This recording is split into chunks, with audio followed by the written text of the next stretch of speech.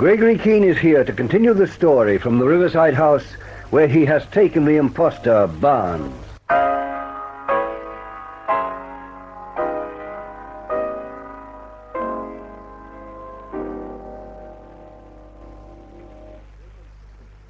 Grim and forbidding as the NightShade affair has been up to this, with 5 murders and the knowledge of being hunted night and day, we've the odd ray of light to see by now. Between us, that's Cutts and I, we've collared the imposter, Nick Barnes. We wasted no time. From the moment when Cutts let him see the Luger in Fenwell Street, we set out to scare him out of his wits. And we were lucky. It didn't take an awful lot to scare Nicky Barnes. So we're at Cherry Reed's house, and Barnes is doing most of the talking. And gradually the shape and magnitude of the NightShade ring is coming into focus. We're beginning to get the first inkling of what we're really up against. They've got dozens of gunmen of every description working for them, Keene, and somehow or other they keep them disciplined. Name some, Barnes. Well, there's a fellow called Stephen Meyer. Oh, yes, we've heard of him, Cutts. Meyer's a new arrival here. On the face of it, he's Carlotta Magnani's chauffeur. There's a chap called Leo Van Huysen, an American who stayed here after the war. He's a really tough cookie, that one. Runs the Poinsettia Club for Carlotta. Do you mean she owns it? With Leo Van Huysen for the front. You'd never connect her with it in law. It's all in Leo's name, but the Poinsettia belongs to Carlotta Magnani, down to the last drop of black market booze in the cellar. All right, Barnes. Let's hear some more about these hoodlums. Well, there's Martin Gorse, a Pole. He worked in Tasmania for a while and came up and joined the ring. Mm-hmm. There's Louis Cortez, a Sicilian.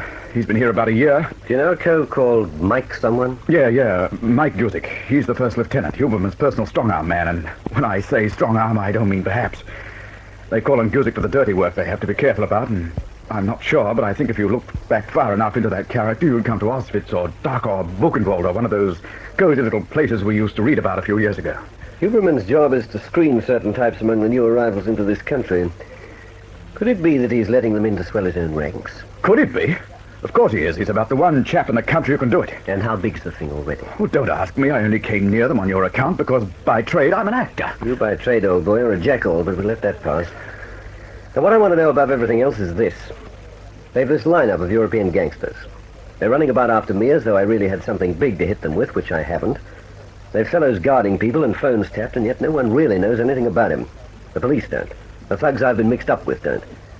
Now, where does the money come from to make it worthwhile, and what are they really trying to do? I wish I could tell you. Barnes, you must know something. Look, as nearly as I could make out, they're running some sort of an extortion racket. You pay up or you'll catch it in the neck. You whisper a word and they find you in a back alley too far gone to ever say anything about it again. And who's you? Who are they extorting from? Oh, people who can't squawk, that's obvious. No, there's more to it than that. The NightShade ring got rid of Bruno Kesselring, who was nothing more and nothing less than a very important scientist. He had special knowledge. He was under security in his work. But you can't tell me a gang of ordinary thugs running a shakedown ramp on the American pattern would be interested in a nuclear physicist. Interested enough to murder 2 men who came after him and have about 20 good tries at the third. That's you? Yeah, that's me. Look, Keene, I've been talking for hours. I've told you what I know, and I've made some good guesses for you. Now, where does this finish? You want to know what we're doing with you? You said there was a way out for me. Well, we could take you back and drop you off outside Evelyn Chandler's flat. Then you could go home in time for breakfast at Huberman's. Is that what you want? What's up your sleeve? Just give me the name of one man they've extorted money from. Just one. They didn't let me that close. Huberman hasn't told me a thing. I didn't need to know. I had to pass myself off as a major of MI5 to a cop called Murray, Evelyn Channel, and 1 or 2 fellows in Huberman's security department who don't come into it. You'd better pull your socks up, Barnes. I can throw you out of this house, make one phone call, and you'll be dead in 12 hours. Don't you think I know that? When you let yourself down with Evelyn Channel, you couldn't pass that on to Huberman, could you? He'd have fed you to that Alsatian dog of his, bit by bit. Evelyn Channel couldn't do anything about you, either. Well, she'd have been done for, too. Now, old chap, you're in even deeper. I don't have to lift a finger to have you assassinated by the NightShade ring at the drop of a hat. But I tell you, will you listen to me, Keene? I've done my best. But it's not good enough. Carlotta Magnani runs the NightShade ring through Felix Huberman. They've an organization of professional thugs recruited from the DP camps in Europe. They're running a racket that you think is extorting money from people right here in Sydney. That's what your story boils down to, Barnes, and I could have darn near told it to you myself. Now, here's your last chance before I throw you to the wolves. Name me names. Tell me the name of one man you know they're taking tribute from. Or so help me, I'll throw you over Huberman's wall tonight, tied hand and foot, with a note from me to Huberman saying just what he ought to do with you. Look, I'm trying to think. Well, come on, out with it. Hodge. One night I was at Carlotta's. Guzik came in, Mike Guzik. Yes, that's right, it's Hodge. Who is he and what is he? Abe Hodge, an SP bookmaker. So we finally got something out of you. All right, Cuts, pour him a drink and one for me, too. What are you going to do now? Relax. Keen, What is it, Cherry? I've been out on the terrace watching the river. Perhaps you'd better come and have a look yourself. Uh-huh. Keep an eye on Laughing Boy here, Cuts. Yes, sir.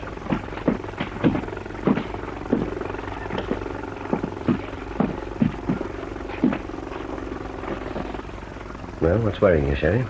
See that light out there in the river? Our old friends, the fish poachers. Yes. But instead of going round and round slowly in circles, they've been cruising steadily up and down. Have they now? Could they see the speedboat from where they are?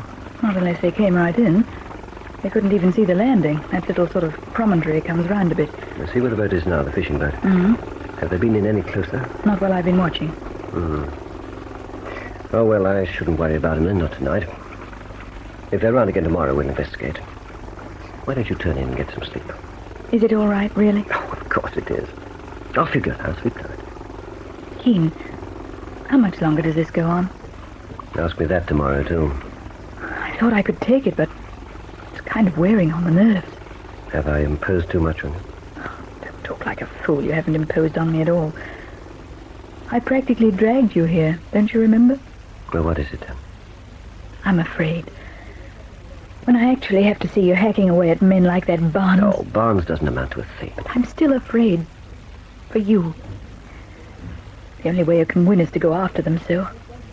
And you heard him. They've dozens and dozens of men. You only have to slip once. Katz and I are pretty steady on our feet. Now, look, be a good girl. Go upstairs, lock your door, and just forget about us, eh?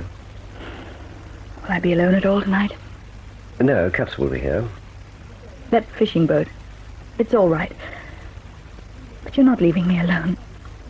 For the first time, you're not leaving me alone, Keen. Sherry, will you snap out of it and get upstairs? Look, come on, I'll take you up myself. Oh, it's all right. Don't have to snarl my head off. Sorry to be a pest. It's just that I'm not used to it yet. A kiss would help, but I know better than that, too. Good night.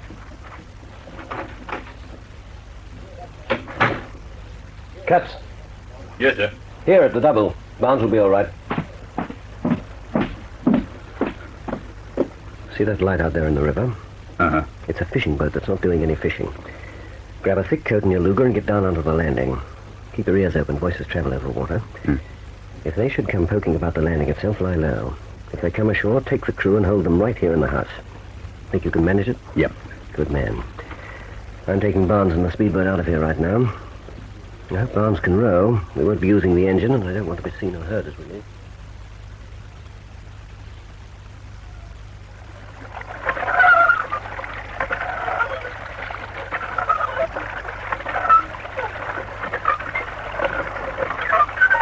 Right, that's all, chap. Just hold it there. Let's put the bow into the bank and I can grab a branch. That'll do. I can do with a spell. You know, you should spend more time in the gym and less draped over the Poinsettia Club bar. This ruddy speedboat wasn't made to be rowed. It's done you good. Now listen. I told you there was one way out for you, and I'm offering it to you. If the NightShade people ever learn about tonight, about you and about me, and the solo you sang to us, what happens? You should ask me. Well, I need Evelyn Channel, and I need you. When you get back to town, will you be able to account for your movements to Huberman? What's the time? 4:45 in the morning. How long before you can put me in a cab in town? An hour, unless I lose my way. I can tell Felix I've been playing baccarat. I've done it before. You can still see Evelyn Channel as much as you want to. It's been the main part of my job. Well, you'll get your instructions in future from her. The moment Huberman tells you you're leaving for Singapore, I want to know about it. Also, I want the names and, if possible, the addresses of every hoodlum working for Huberman. I want details of Carlotta Magnani's arrangements with that North Shore barracks of hers. What sort of details? Oh, who are the resident thugs? What sort of protection does she keep on hand, you know? You wouldn't be planning on getting in there. Never mind what I'm planning, fellow. Just remember, if you want to come to a sticky end, play me false. If you want to live, keep one thing right there, right in the front of your mind. Never forget it by night or by day. What's that? Oh, before I start this motor, you get the blindfold again. You can take it off crossing the harbor bridge. You can't tell Huberman a thing. You don't know where you've been, and you're not going to find out. So, Barnes, old boy, if you want to stay alive, here's what you're going to remember. From now on, you're working for me.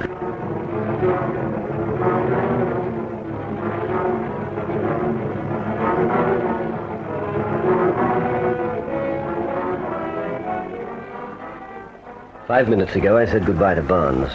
He's on his way to face Huberman. It's a colossal gamble. The Nightshade ring couldn't trust him. Maybe I'm a fool to think I can. But that's not the only gamble I'm taking in the next 12 hours. I'm on my way to the next appointment. I think it's about time I renewed my acquaintance with Detective Inspector Murray of the CIB. There's still more I have to know about the Nightshade ring."